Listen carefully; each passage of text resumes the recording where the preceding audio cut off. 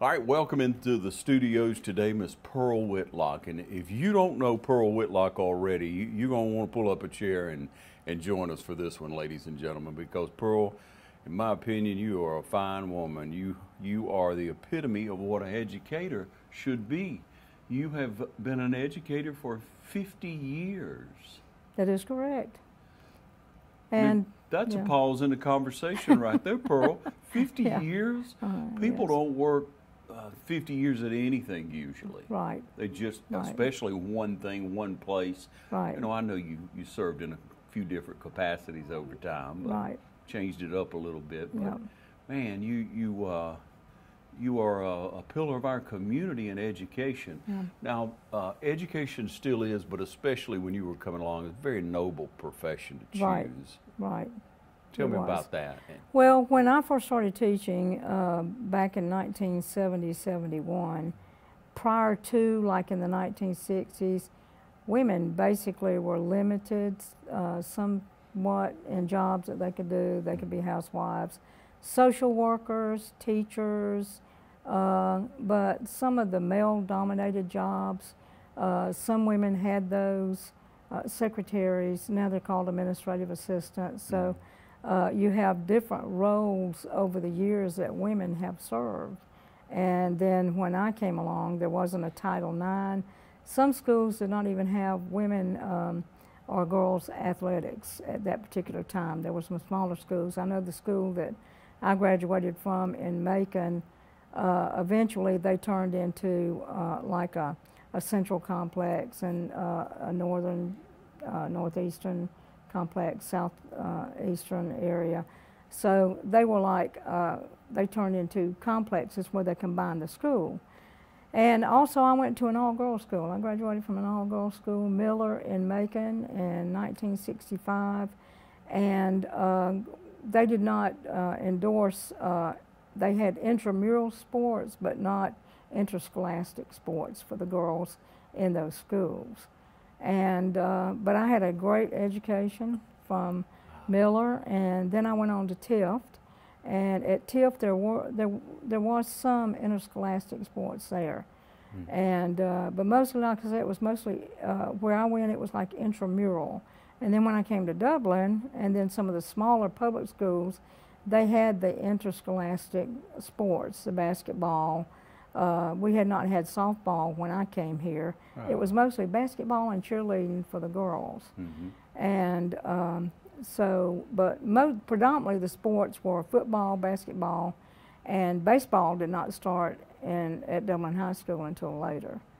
But I started teaching at Sunday school in church, at Bellevue Church in Macon. And then we would have training union, and we had to do more listening in Sunday school, and then we took part in training union with teaching the class. And I have just always, I felt like, and then when I was younger, my younger brother, at home, I would work him over by teaching to him. And if we were playing church, I was going to be the preacher, and if we were playing school, I was going to be the teacher. But my mom and dad, they were cotton mill people, and what now is a blighted community in Macon, Georgia. Back then it was Payne City. It was a city that was established by the Bill Manufacturing Company, and it was in the middle of Macon. It was kind of like in North Macon, but it was surrounded by Macon. And that's an interesting microcosmic situation there, because we had everything. We had the mayor, we had the police, we had fire department, we had everything until about 1964 when they started selling the houses. And that probably mostly was due to the way that society was integrating workforce and neighborhoods. And then all of a sudden, I had a calling to come to Dublin in the summer of 1970. And I remember sitting in an office in the old middle school with S.R. Lawrence and Tom Stewart. And they were looking for, at that time, that's when Oconee and Dublin merged, and they were looking for someone who could teach social studies and health and physical education. So I fit the bill. I was young. We know the statement, young and dumb, because we had not really full force integrated in Macon, so we did not understand or know the turmoil that was going on in school systems. So you were teaching in Macon? I did my student teaching at Northeast in Macon. Actually, it's the Northeast complex, but it was at Lassiter. See, they still had the girl and boys school. Mark Smith was a boys school, Lassiter was a girls school. Yeah, and but so, this was, I thought that Dublin was your first job. It is. That was my student teaching experience, was in Macon. So you came and those two gentlemen talked you through the process of what was going to happen. And they said, can you sign a contract before you leave? And they read me the contract, gave me time to look over it. And I signed it because when I was talking to them, I said, they asked me, well, when can you sign with us? And they said, can you sign now? And I said, yes. That's when I looked over the contract, and then I, signed my name, and then I asked for books. Back then, it was civics. The social studies class was civics. So when I started teaching, they had not built the gym yet, and they did not have athletic facilities. So we basically, as physical education, we stayed in the classroom. I tried to get some health books, some American Red Cross books, so that we could have instruction.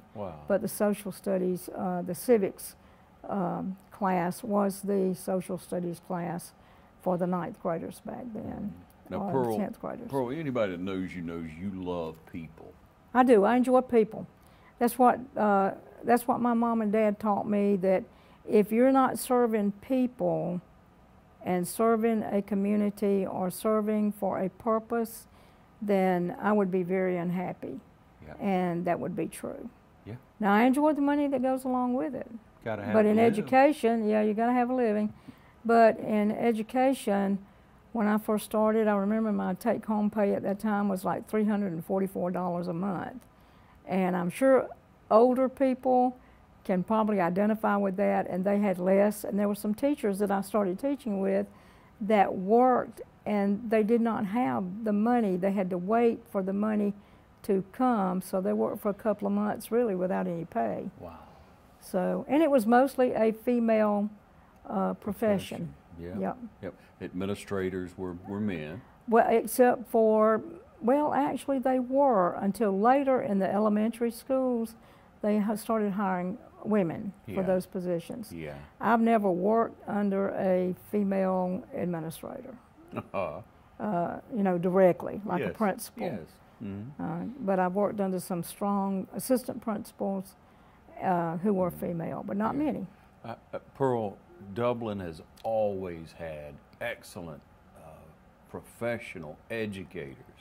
The bar is so high, always has been. That is years true. Past and continue.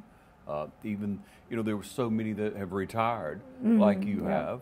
And you'd say, man, how are they going to replace that one? How are they going to, but somehow Dublin reaches out. But to go back just a minute, Pearl, and I say you love people. People know that about you. If they know anything about Pearl, they know you love people. So let's go back here. This has been hard for me, this COVID-19, because I'm a touchy-feely person, and so it's hard for people who are touchy-feely. But hang on now, let's go back. Integration. Oh yeah.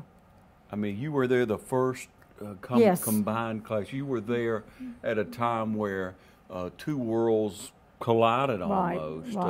But you had a big element, from what I've understood, of good families at that time. Oh, yeah. And that helped it all work out. But I don't want to answer any questions for you. I want you to answer them for me now. In how that was, and how the students were, and the atmosphere at that time. Let's talk about that, because you had some history here that not everyone has, in a perspective that few have?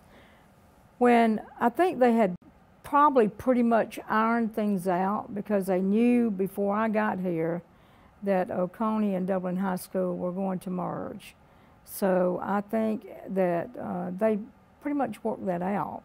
Like I said, when I came in, I was like 22, 23, and I didn't know about the history of the schools that much. I knew about the history of the athletic program at Dublin High School, because I remember watching the basketball tournaments at the City Auditorium in Macon. And I remember Lanier playing Dublin way back in the 1960s. Okay, so both my brother's school, Lanier, and Dublin, they were powerhouse athletic programs back then in football and basketball. And so I was a little bit, oriented with the athletic program. But when I came here, it was just mass confusion, because there were things going on in the athletic program that some of the black and white students didn't like. When I first came here, the homecoming queen was elected by the football team. So that presented a problem, especially, and there are some people probably that can remember the history a little bit better than I can. So naturally, if your black football players are not playing, and you've got your white that are left, so naturally back then you had one homecoming queen. We didn't have homecoming kings, and so the homecoming queen was going to be white. And some of your extracurricular situations probably caused problems, like with the homecoming court. And then eventually we moved into where we had one black, one white. And then then the kings, having homecoming kings, came in. So it was rough that year. And I think they made provisions in education where if you had your credits, you didn't have to stay your senior year and actually get a graduate with a high school diploma, but you could move on and go on to college if you had the grades and the college was willing to accept you. So when did athletics, when did the football team become blended? When they integrated. That was 70, 71, I believe, if I remember correctly. Now, some of the football coaches can tell you better than I can, but it was when I first came, 70, 71, that was the end of Oconee High School, from what I understand, and the beginning of the merge for Dublin High School. And there were some discrepancies, and because I think Dublin was green and white. I'm not sure what Oconee was at that time. I think they were black and gold. So purple and gold. Okay, because I didn't have any history about Oconee at the time. So they decided, and I think they did this prior to me coming. They decided what colors they were going to use, and so they wound up with the green and gold. Yes, ma'am. Okay. And so in dealing with that, what age did you teach? I taught 9th through the 12th grade. When you teach high school, you teach 9th through the 12th grade. You may teach primarily, like the last few years I taught primarily the 10th grade and the 9th grade. And then of course you have failures, or people who move in, transfer, that might need to pick up a class, and so they may be in a 9th grade homeroom but maybe taking an 11th grade subject. Back then you had what I call real summer school. You didn't have grants where you had programs where students could move in. We had a lot of students come in from the surrounding areas. We had Bleckley County students, we had Baldwin County students. It was actually cheaper to come to our school and to commute to Dublin High School for summer school. And back then it was about 6 weeks of summer school. And teachers were paid a different salary back then than they are now, because now they're paid with a grant. And we have a great grant leader in our summer school program. Ellen, her maiden name was Brady, Ellen Smith. I taught Ellen when I initially came to teach. Another great educator. And I've had a lot of experiences with students who came through the high school and they went on and they became educators. Yeah. And some of them have become my boss. Dr. Stuckey is my principal now, and I ask him sometimes if he remembers when he was in the 9th grade. Actually, Ms. Smith was Fred's principal. That's right. Oh, and so we, you know, it's amazing. And Dr. Thornton became Social Studies Department chairman. Yeah. Sharon Staples was one of my students, became Social Studies Department chairman. When I was in charge of Hospital Homebound, I had former students that worked with me, Juliet Newton, Gwen Walker, Yeah. that worked with me. We were like a team or like a family. And then the administrative assistant in the front office, she was one of my students. And we're just family. I mean, that's the way I would describe us. When you came, though, Pearl, and you had to have a kind of a philosophy when you first started teaching, and when you saw what was going on around you with some trouble blending, something that hadn't been done before. It had to be, you know, it was really a forefront. You were there on the front line, as we say these days. You were facilitating these young people to come together. How did you do that? Tell me It was a a little great bit more. experience, and one reason is that the students who came and stayed, their parents had instilled in them a desire for education. I mean, they had been educated prior to, and that was what was important. They had a goal for their children, just like my parents did. They had a goal for their children, and they wanted to see that goal carried out. So they wanted a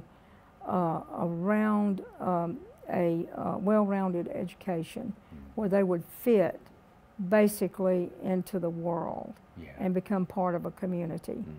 And they did. There were more problems when we traveled.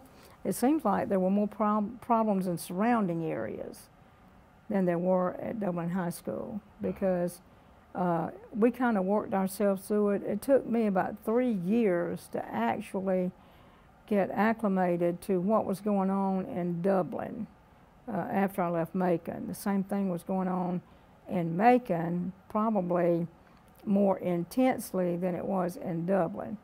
But we would go around like, I was a cheerleader sponsor at one time, and then I coached tennis from the beginning of time, and in 1970, and we actually had to have, for cheerleading, we had to have police escorts, and for the football team, to travel to Baldwin and, you know, I guess Wilkinson County, surrounding areas. We had to have a police escort to go with us in those areas.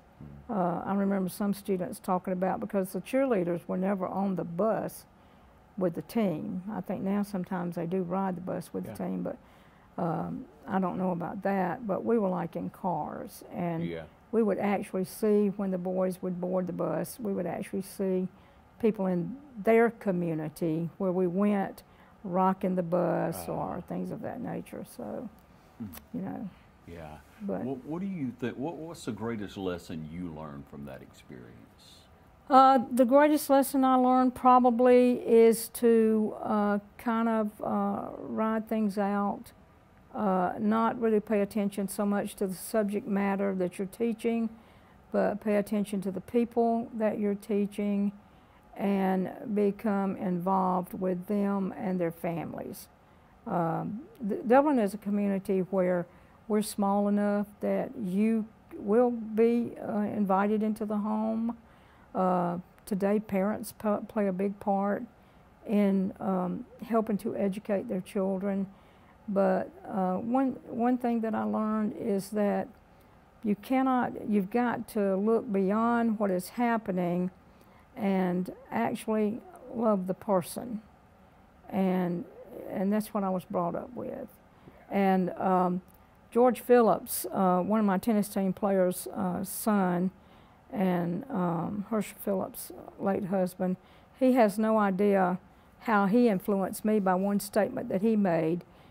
When people ask you, what do you teach? you tell them, I teach students. You don't narrow it down to the subject matter you teach, but you teach anybody that comes within earshot or within proximity that you can help. Now, you're not going to always be received, because people, you have people who doubt the purpose of education, or they don't like what they hear from a teacher. But the role of the teacher has changed now. So we're no longer instructors, we're more facilitators, and rather being a lecture-based classroom, we more provide an environment where students can learn. And back when I first started, you lectured, you taught, and of course students learned, but it was more factual. But because of the information now that's available to people, it's no longer factual. It's more like critical thinking and problem solving. So. Yeah, wonderful. Pearl Whitlock here in the studio. We'll take a short break. Please stay tuned. Hello, I'm Darren Keene with Clements & Keene Insurance. And many of us do not like to talk about it, but no family needs to go without a life insurance program. Show your family how much you love them by preparing in advance with a life insurance program. Clements & Keene Insurance can help you with term insurance or permanent insurance. Regardless of your need, your age, or where you may be in life, life insurance is a critical part of financial planning for you and your family. Please give us a call at Clements & Keene Insurance, 272-8019.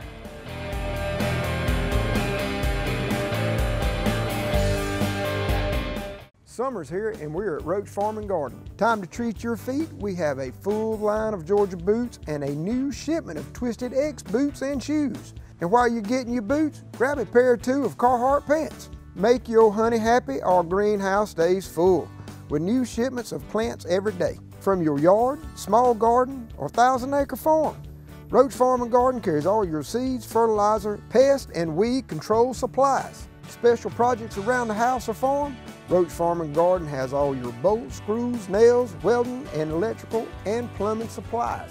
Don't forget, we have a full line of pet supplies and feed for anything from chickens all the way to horses. While you're in, check out our new batch of bunnies. So come check us out at Roach Farm and Garden, 2 locations, Dublin and Wrightsville.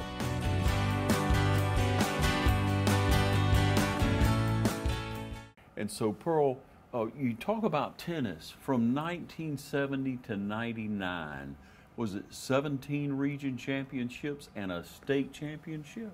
No state championship, but I felt like we had state championships. We had a state winner, Okay. Tina Cochran. Okay, Tina Okay. Price at that time, Mhm. Tina Cochran. And we had several people that went on to state, so we had a lot of state representatives Mhm. at that time. But I felt like that if we made it, sometimes to the Final Four or the Final Two, when they changed the tennis, where you had the boys and girls competing not together, but they counted together. Oh. And then it broke up to where you had a boys team and a girls team, and then later 10 years it was like team tennis.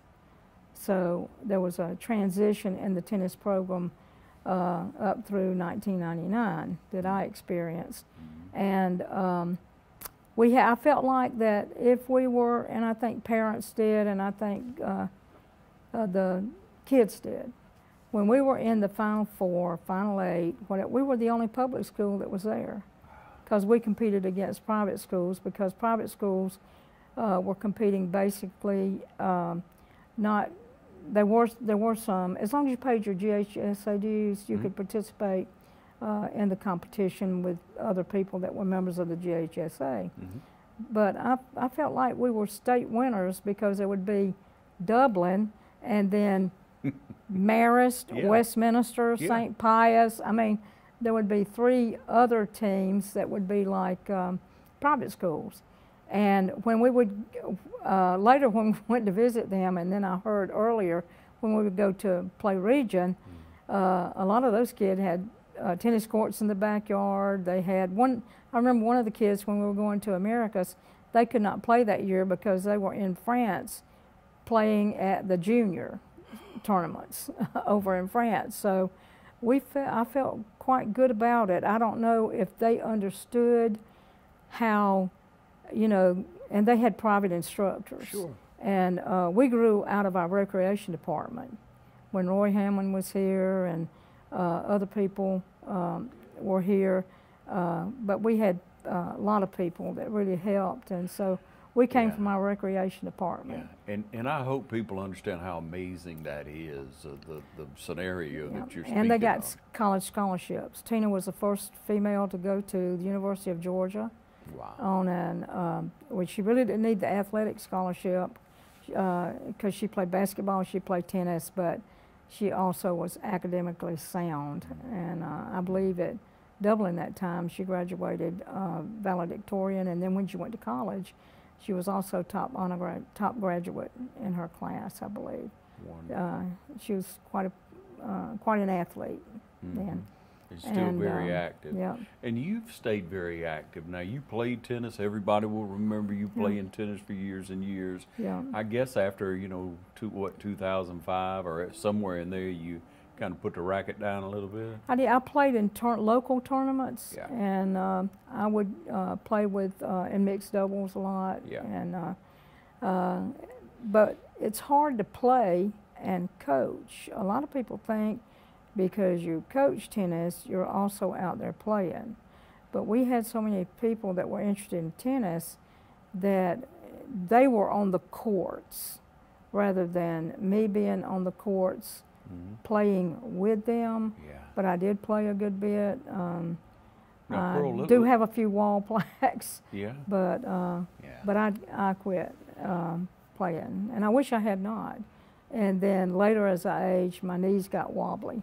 So, but there were several students really that I think Nancy, Tina's sister, went on to Valdosta and played. Barry, Barry Boone is active now. He teaches tennis. He plays. He competes. He's ranked. A lot of these people are ranked. Yeah. And I've had some good parent support over the years and some great athletes. And some people will not realize, especially younger people, that we didn't have Dublin courts. West Lawrence didn't have courts. East Lawrence didn't have these facilities. People came to either Hilburn or Stubbs. And played. That was it. That was it. And occasionally we could use the country club.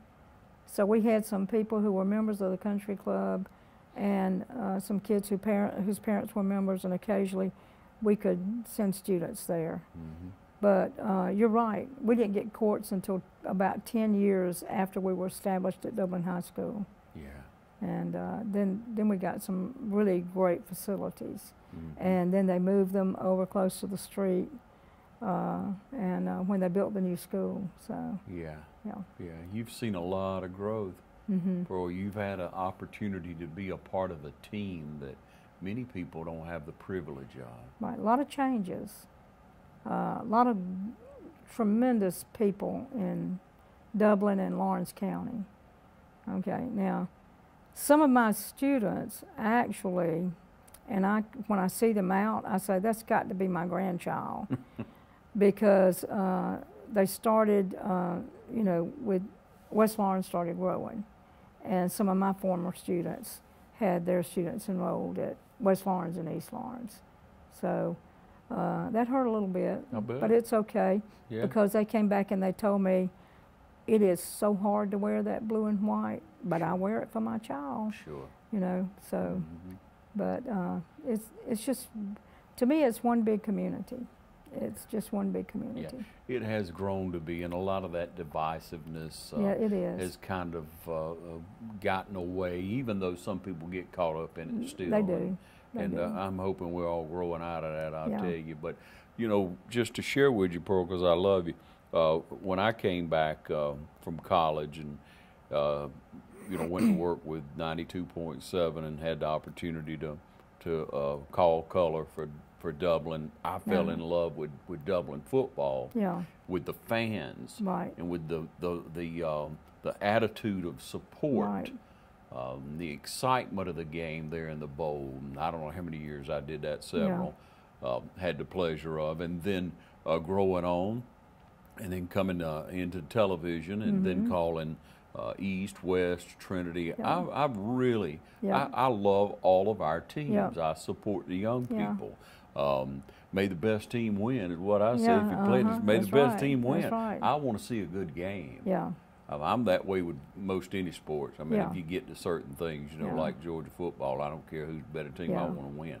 But Now I believe green and gold. yeah, I know you do. Go Irish. That's right, and you should. Yeah. 50 years of giving of yourself. Yeah. And so let's pause there just a minute, Pearl, and you help me confirm that. I've heard a few stories about you helping students when they needed a few dollars for a test and didn't have it for SAT or ACT, and if they were trying to go to prom, or if something was going on, they needed, you know, $30 or Yeah. something. You did that, Pearl? I would like to take full credit for that, but I was watching some of my peers, and they were helping out, and sometimes they would come and they would ask, and we would kind of get together and help out with somebody who needed a prom dress. It wasn't solely me. It would be nice to take credit for that, but there are several teachers around the school that would see the need better than I could actually, and I was glad to join in and glad to help. And also we do our teachers that way. If our teachers have a need, we chime in and help with that. Yeah. And so, but I'd like to take sole credit for that, but I can't. Yeah. Well, so. you're a participant, and I've I heard of you. participated, I did. Yeah. Now, that's I have some wonderful. students that would come up to me and, you know, a couple of dollars here and there, or if I'm out and I see them with their family, I might purchase their meal or something like that. But Yeah. I think there are a lot of us that have that kind of attitude, a lot of teachers at Dublin High School, and not only there, but in the community, that are willing to help. And I've seen that really a lot in my Sunday school class. I belong to the Winsome Sunday School class, and if there's a need in the community, they are willing to fill that need. And whether it's visitation or providing a meal or anything of that nature. So, and they're just terrific. Yeah. The people of Dublin, I have never thought about leaving Dublin when I came here. And I came from a great community in Macon. And my family, I was real fortunate. I had a wonderful family. The family, you know, people, you're not born with a loving nature. You have to learn that. And you learn that from watching other people and experiencing that. Yeah. And then you can share that. I remember telling one of my kids one time, you know, you can't give away what you don't have. And if you don't have love in your heart, then you can't share that with somebody else. And they came back about 2 years later, and I put a penny on a counselor's desk, and I said, now, when you have that feeling that you want to love other people, I said, I'll be checking on that penny. You come back and get that penny out of that dish. And about 2 years later, that young lady came to me and told me that she understood now what I meant. So, and she was in the 9th grade when I talked to her. And by the time she was in the 11th grade, she came back. Yeah. And we Great bonded story. pretty much after that. Great story, Pearl. Pearl Whitlock's with us. We'll take a short break and be right back with you. Community Bank of Dublin, Lawrence County is here to help you with all of your financial needs. Our team knows what it takes to make life easy and convenient and will help you get set up with our mobile and online banking. We founded Community Bank on common sense banking and a dedication to help people just like you. Our lender, Amy Thompson, loan officer, Gail Rainey, along with our Assistant Vice President, Ryan Lastinger, Executive Vice President, Brian Bazemore, and President CEO, Chuck Harwell, know what it takes to make life easy and convenient and can help you with loans for almost everything, from your automobile, home, land, or any financial goals you have. Come visit us today. Community Bank of Dublin, Lawrence County, where common sense banking never goes out of style. To so many of you who count on us for your prescription medication needs, I'd like to thank you for your years of trust. To those who've yet to choose Tomlinson Pharmacy and Medical Park Pharmacy, I invite you to stop by and discover what makes us different. Medical Park Pharmacy is your family's one-stop destination for their prescription, health, and wellness needs. Our staff greets you with a smile and provides a level of customer care and expert service that truly sets us apart. Realizing your time is valuable, we'll always strive to have your prescriptions filled in minutes, not hours. Have a concern about a new medication? Our pharmacists are available to discuss the instructions and precautions. In addition, Medical Park Pharmacy also stocks a wide array of over-the-counter medications and medical supplies.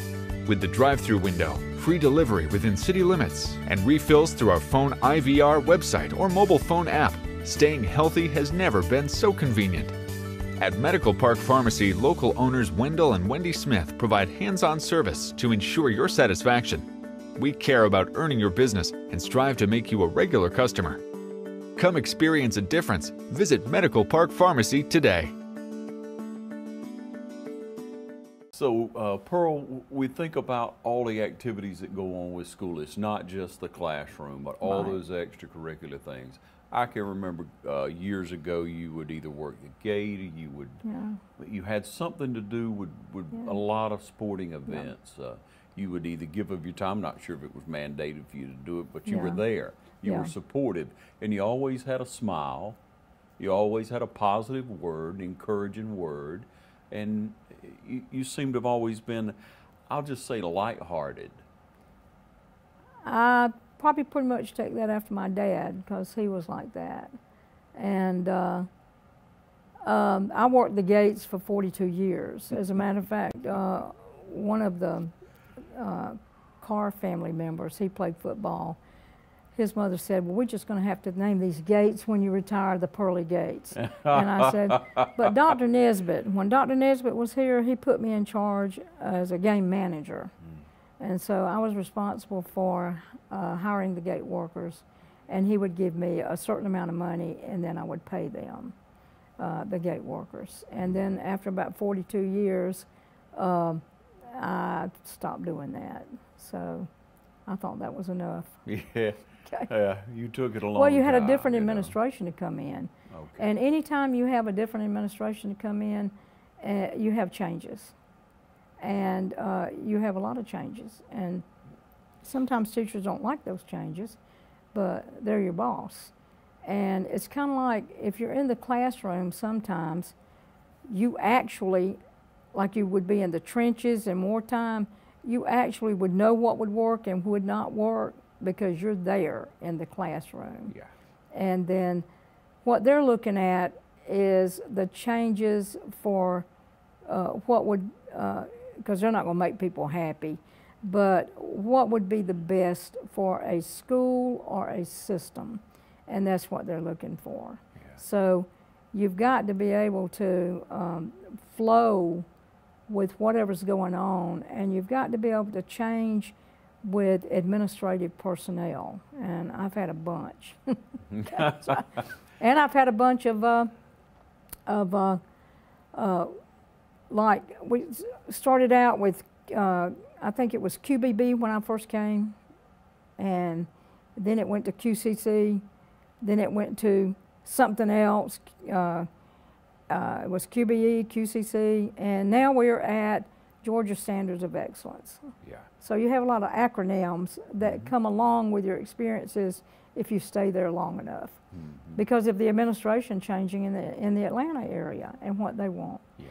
And this coming year is going to be an interesting change for education because of the COVID-19. Okay. Yeah. Yeah. Yeah. I mean, it has been. It has been since know, we were since March. I don't guess we can blame you for this since you're retiring. Yeah.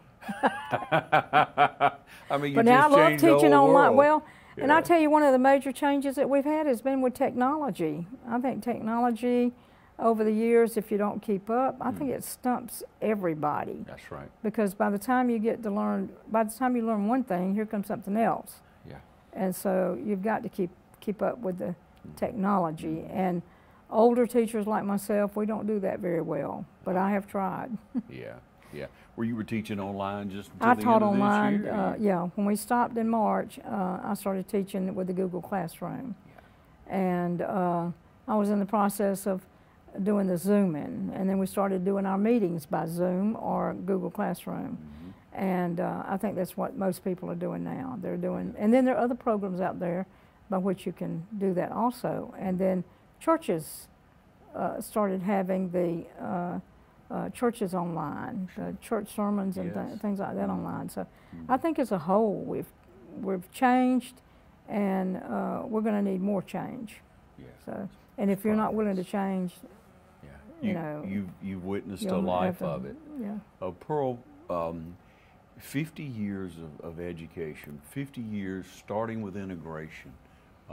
You've been in the classroom as a teacher, as a coach, as a person that loves other people and feeding into these young people.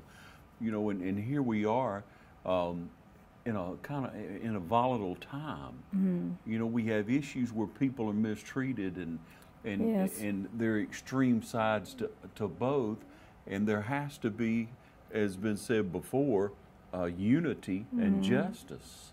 But what do you offer to young people who are obviously confused by this? We're going to have to heal as a community. First of all, we start with ourselves. We're going to have to heal the attitudes that we have toward other people and toward experiences that we have, and keep away from the overreaction of any kind of experiences that you have. And everybody wants to be treated fairly. And, you know, I had a joke in my classroom where if you wanted to be, you know, fair sometimes is not going to happen to you in what we think is fair. And I used to tell them, if you want fair, I said, take a ride to Perry, Georgia. There's a fair there. And you can go to the fair there. So I would jokingly tell them that, because they would sometimes, well, that's not fair. That's not fair. And I kept telling them life may not be fair to you, where it may be fair to someone else. I said, because we live in a discretionary society where I might get stopped for a ticket and I might get written up for speeding. Whereas you may get stopped and you may not get written up for speeding, you may get a warning ticket. So we live in a discretionary world where people pick and choose sometimes and how they're going to respond or react to things. But I tell my kids, and I tell them, you need to think about what you want, heal yourself, okay, and reach out to other people. And they're taught this most of the time in their churches now, to do that. And then you need to be part of a community. Be part of a community and try to understand, engage in what would be safe for your surroundings, your family, and your community. And that's really what I think. You're always going to have, it's going to be a long time. You got different kinds of racism now, and you're always going to have sexism, racism, people you don't like because they wear glasses, or people you don't like because they're fat, or people that's like. But you've got to determine what it is you want and how you're going to feel to make you a better person and be able to be productive in your society. And that's the way I feel. I feel like schools are headed in that direction, because we're trying to globalize students now to where they will fit if they move. And our students do move. They go to college, they go get a job, and then a lot of them come back, and they come back to Dublin Community because it is a great place to raise children. It's a great place to live. It's a great place to be part of a community family. And I think that's what you've got to find a place for you where you can be part of the family and not disrupt the family. So, but I hate it that these things are going on now. You know, every time something like this happens, it takes us back. Really, I feel like comments should be limited unless you're there, because as social studies teachers, we are taught primary sources and secondary sources. So if you're a secondary source of something going on, then more than likely you're going to add your side to the story, and it's going to get bigger and bigger and bigger and bigger, and way out of focus.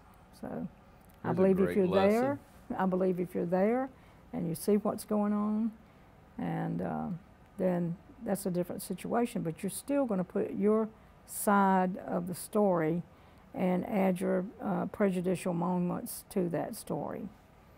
So good education for us today. Well, we try to teach, when we were teaching sociology, it's an elective now. I think it should be required, but that's one of the things that we taught in sociology and in psychology. And one of the teachers would come in the classroom, and they would, maybe we would stage an argument or something like that. By the end of the day, one of the teachers had beaten the other teacher up. You know, it's kind of like the rumor mill when you're playing Yes. gossip Add a little bit at a more. game, you know, Yeah. and it was hilarious, really, the way it turned out. Mm-hmm. But Yeah. Thank you so much for coming in, Pearl, for a life of giving, of educating our youth and our adults now that you say your oldest student. like probably 67. They were like 18 when I was 23, and I told them when I taught them, we were in economics, we were talking Social Security, and in history, Social Security. So I said, now you probably will draw Social Security before I do. We don't know. And I said, and you may, because you may not want to teach as long as I want to teach, so you may retire before I do. Yeah. And so a lot of them have. They have retired and they have started drawing their Social Security. So, Pearl, please leave us with your thoughts on what makes a great teacher. Service, okay? Life is like a game of tennis. He who serves well seldom loses. And that has been my philosophy for years. And I think it has to be service, and I think it has to be, a lot of times it's service without pay. You do things because you feel it in your heart, because you probably were taught to do that somewhere by your family, in a school, in a church, in a major institution. We learn a lot from sports, but I think service. I think you've got to be willing to serve.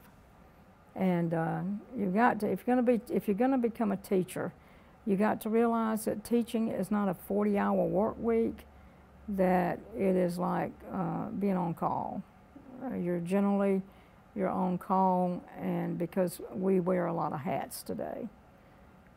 So. Thank you, Pearl, so much. Thank you for having me. Ladies and gentlemen, join me in saluting and recognizing and the accomplishments, 50 years of educating our youth. Ms. Pearl Whitlock. Thank you so much.